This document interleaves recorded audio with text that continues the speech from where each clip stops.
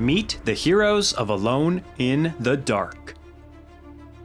THQ Nordic's Alone in the Dark is a modern reimagining of the 1992 title that changed gaming forever with its innovative 3D graphics and unique take on Southern Gothic horror set in 1920s Louisiana.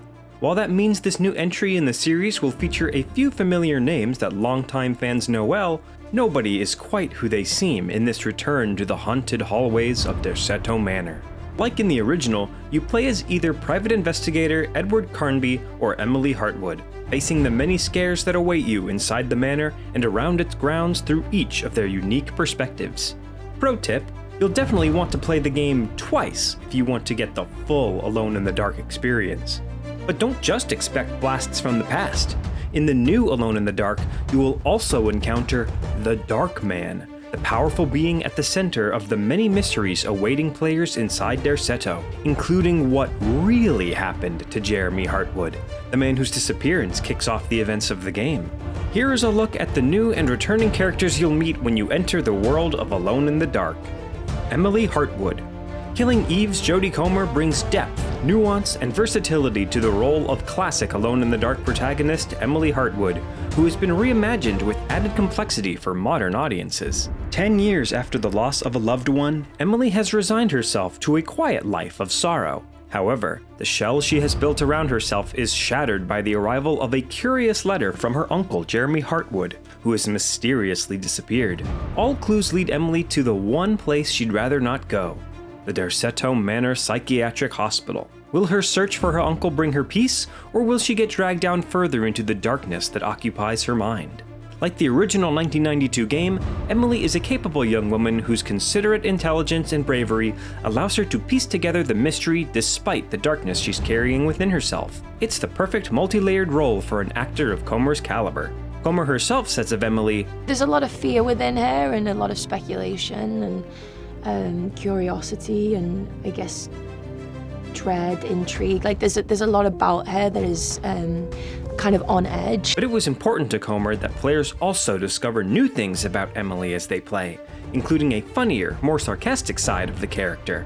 In other words, players will get to know Emily more fully as she interacts with others inside Derceto. Edward Carnby. In the original 1992 game, private investigator Edward Carnby is hired by an antique dealer to find a valuable piano inside Derceto Manor. But of course, that pretty mundane case soon leads him to other horrors and mysteries.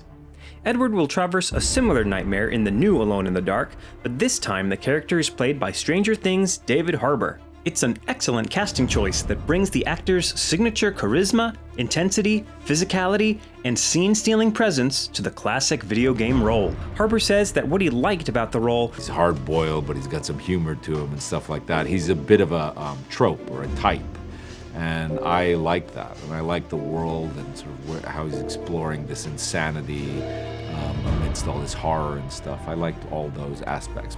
Like the best hard-boiled detectives of 1920s crime fiction, Edward is a guy who wants to get the job done, get paid, and get out. Unfortunately, it turns out that escorting Emily Hartwood to Derceto Manor isn't quite the cushy gig that he hoped it would be. Within the walls of that institution are voices that shout painful reminders of Carnby's past. The Dark Man. Last night I dreamt that my uncle hung himself in the attic, that we were too late. The house looked different, but it was still called Derceto. That's of course a nod to Jeremy's suicide in the 1992 game, but don't expect such a straightforward cause of death this time around.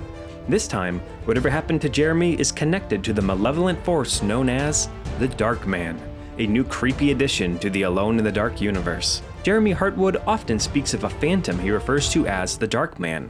To hear Jeremy tell it, the Dark Man follows him, watches him, and haunts him wherever he goes. Many of those in Jeremy's life see the Dark Man as the mere representation of the deeper psychological issues that plague Jeremy's mind.